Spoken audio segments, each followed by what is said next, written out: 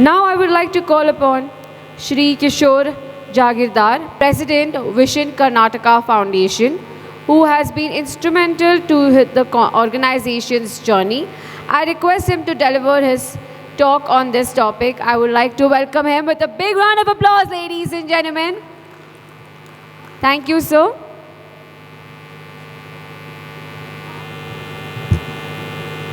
A very good morning to all of you, and it's a pleasure to be here. I will be speaking about the work that we have done with regards to the startup ecosystem combined with the agriculture business corridor that we have built in Karnataka, and how this is integrating and creating an ecosystem, and what would be the outcome of this in the way forward. So I do not have any presentation to make on the screen, but I would like to talk to you and interact with you on a one-to-one with this idea. Now, the whole thought about agriculture, where people are leaving the farming and going into the cities and seeking employment, where farmers with farming technology, knowledge, experience, skill sets are moving into cities where they feel alienated, and then they look for jobs like security guard or maybe a taxi driver or something which which is totally not related to what they were experienced about. So now, while this trend was happening, we were trying to understand how do we look at this in an innovative way? How do we solve this problem with some kind of innovation that can integrate this kind of a trend with a huge potential? Now, going way forward, we realized 2020 and post 2020, the entire year will be, or the decade will be focused largely on what would be the outcome that will come from agriculture and agriculture related innovations and various other related allied sectors that are connected to agriculture. Because there is a large vacuum is what we came out with as a report. Now, this is an economic trend that whenever we see that there is a large gap or a vacuum, obviously the next wave that will come will be largely addressing this as a solution. So we built the agri-business corridor right from the district of Chamarajanagar to the district of Belgaum and connecting to Kolhapur in Maharashtra. So this entire corridor that we are talking about is river-fed territories which largely facilitate the producer organizations. So what we did is we created an open architecture model where the people who had left the villages and farming, and during the COVID, they had gone back to these villages. So there was, we were talking about distress migration earlier. Now we were talking about reverse migration. So how do you integrate this and with the startup ecosystem? Now, while this entire process was going on, we integrated all the educational institutions in this corridor, and we gave them the startup challenge of the problem statements which come from what is not working or how can we double the farmer's income, and then ensure that there is an innovative idea that comes around that. So we brought all the educational institutions who are responsive to this and gave them to work on this and developed an incubation cell there along with the institution, partnered with them, funded them, and then in the process came up with ideas which is path-breaking and is providing incremental growth for the farmers' production. Now, while we were doing this, we looked at this concept of food park. If you look at the concept of food park from the last 20 years, we have been talking about 300 crore minimum investment, and then minimum 100 acres land, and lots of equipments like cold storage, which takes about 10 crore investment. Who are going to be the users? And how do you sustain such an idea? Now, over a period of 10 to 15 years, what we have seen, the struggle itself to implement that goes to almost 1.5 decades. And after that, we realize that these innovations are not sustainable. So what we did is we broke down the food park concept into small modular solutions, innovative solutions, and these solutions were developed by the incubators in this corridor from the educational institution with the students' help. And when we created these startups which provide this solution and go forward towards creating an economy around that. So we commercialized it. Now, one example I'll give of cold storage. Normally it takes 10 crore investment, and only a rich farmer can be able to use it. What about the remaining set of the population?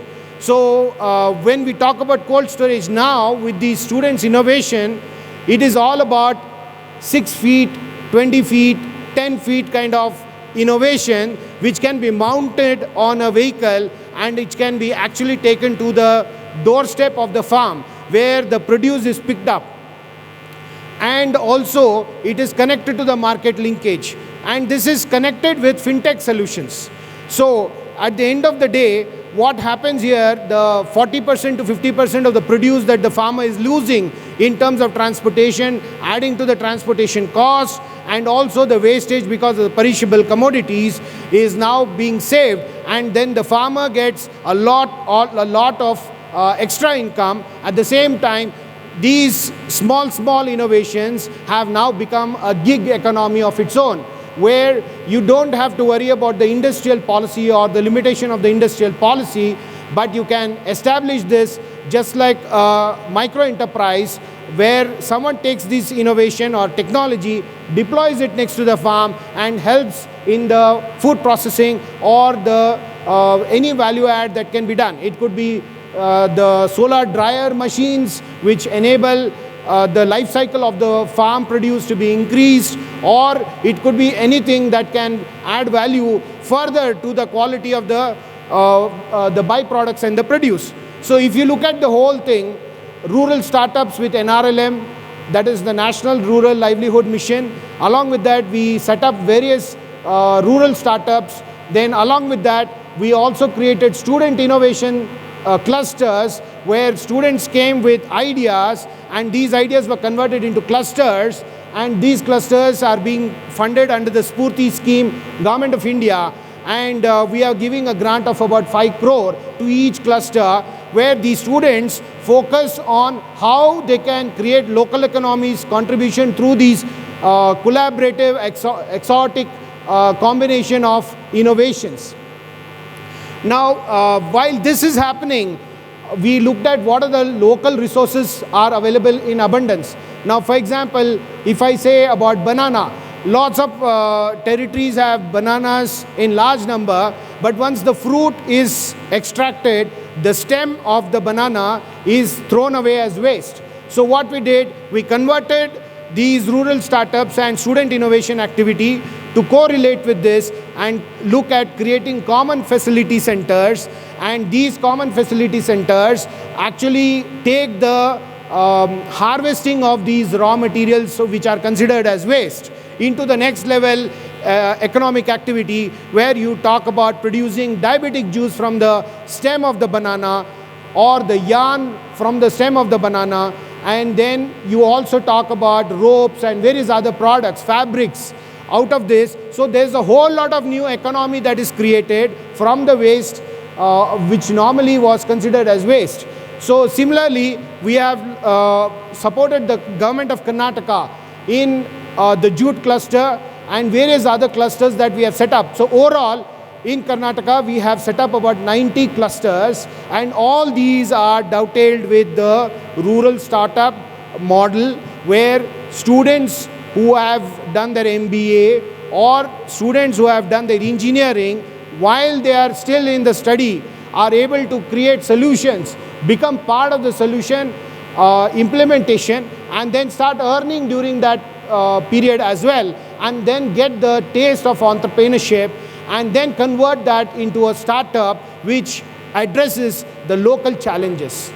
Now with this, the whole concept of agribusiness corridor today, thanks to COVID, which accelerated this idea, and we were able to grow 10 times during the COVID.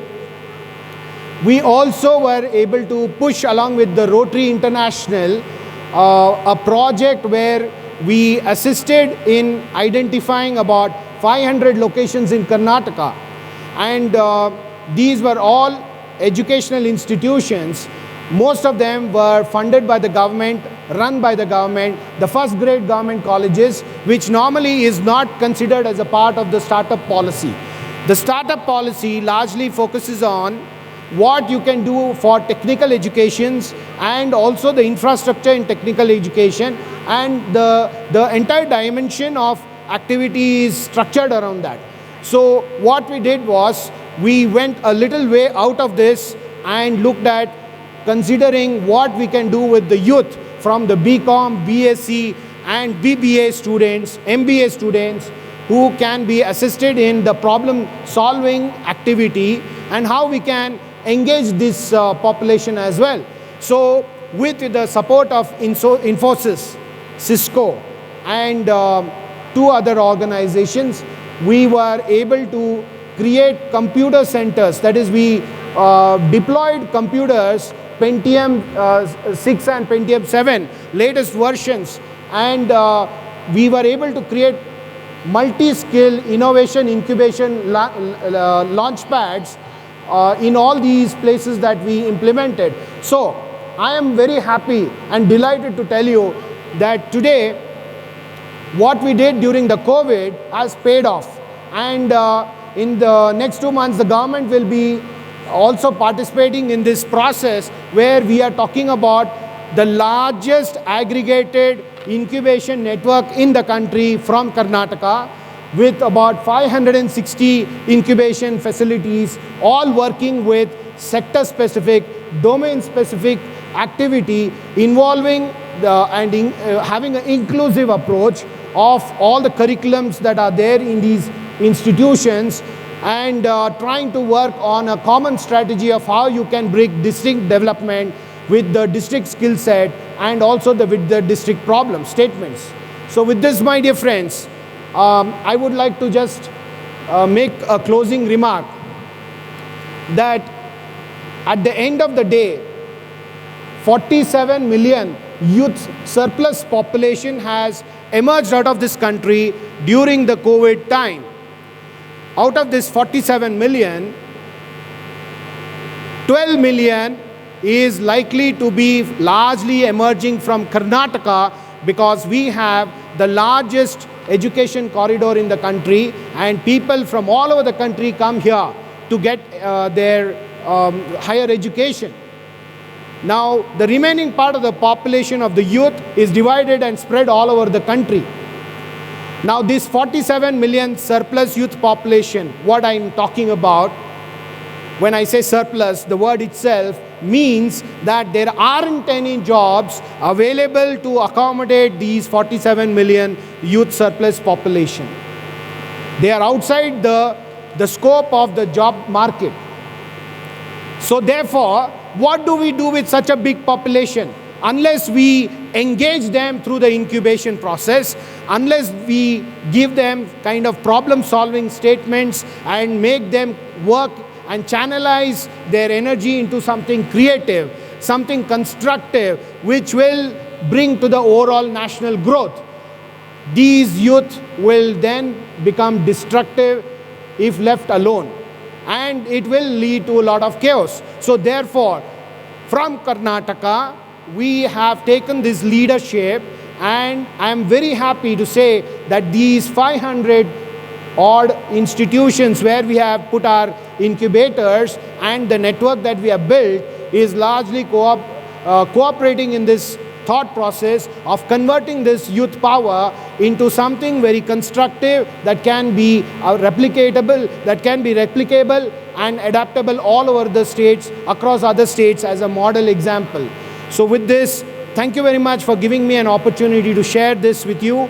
So I leave you with this thought of what I shared, and we are also open to sharing the model how we created with you in case you would like to apply anywhere in your institution. Thank you very much.